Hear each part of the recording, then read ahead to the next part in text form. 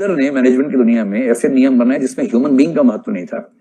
Elton Mayo ने, Hawthorne एक factory का नाम था अमेरिका में, बल्ब बनाने वाली फैक्ट्री थी, वहां एक स्टडी की और उसके बेस पर साबित किया कि ना बिजली से कुछ होता है, ना हवा से कुछ होता है, ना पानी से कुछ होता है। अल्टीमेटली जिस चीज से होता है वो ह्यूमन बींग्स के इन्वॉल्वमेंट से होता है।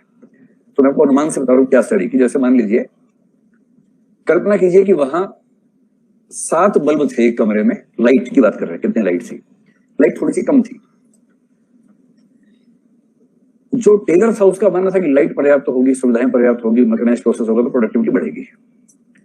इसने एक प्रयोग किया, उन एम्प्लॉइज को बुलाया जो उस कमरे में काम करते, उनसे कहा कि देखो ये हम चाह रहे हैं कंडीशंस ठीक रहे, हमें लग रहा है कि लाइट थोड़ी कम है, आप बताएं, अगर आपको ठीक लगे तो अच्छी बात है, कम है तो हम इसको ठीक करेंगे। सबने विचार किया, सबने कहा हाँ थोड़ी कम तो है, थोड़ा बढ़ जाए तो अच्छा रहेगा। तो 7 बल्ब में प्रोडक्टिविटी लगभग 60% के आसपास थी उन लोगों की।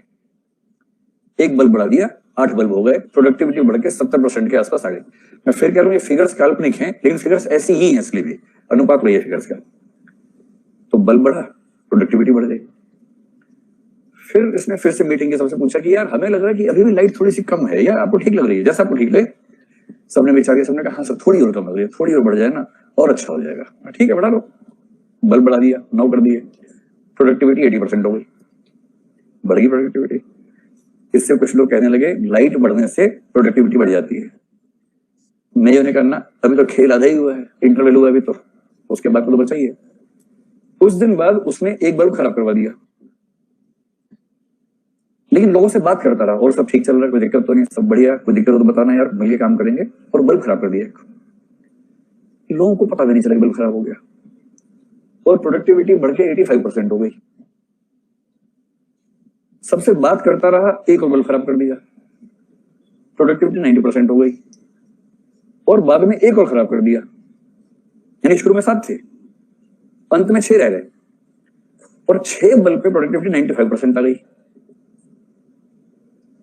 और सिर्फ इतना किया कि सबसे मिलकर बात करता रहा और इस तरह से कि उनसे पूछता रहा कि और बताएं और क्या कर सकते हैं कंपनी को अच्छा करने के लिए, आपकी राय बड़ा महत्व रखती है, आप समझाएं क्या करें।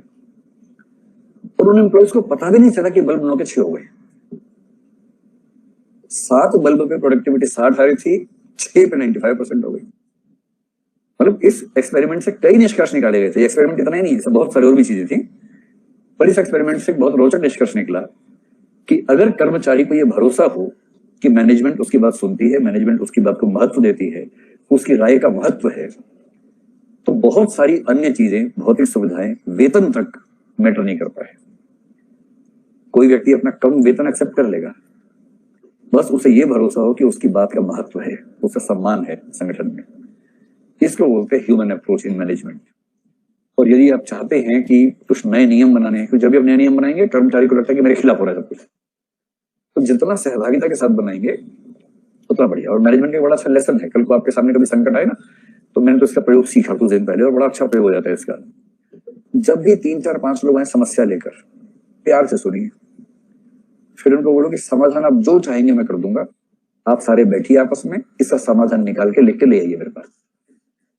आप जो समाधान लाएंगे बस अव्यवहारिक बतलाना, जो व्यवहारिक समाधान लाएंगे हम उसको मान लेंगे और आपकी 90% प्रॉब्लम सॉल्व हो जाएंगी। क्योंकि जब वो समाधान निकाल लेंगे तो खुद ही समझ जाएंगे कि समाधान नहीं हो सकता।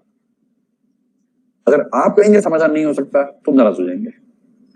अगर आपने उन पे छोड़ दिया कि समाधान ले आओ, जो ले आओगे हम कर लेंगे फाइनल, आप विश्वास रखो, आप जो कहेंगे वही होगा, बस आप समाधान निकाल के उसको लिख के ले आओ।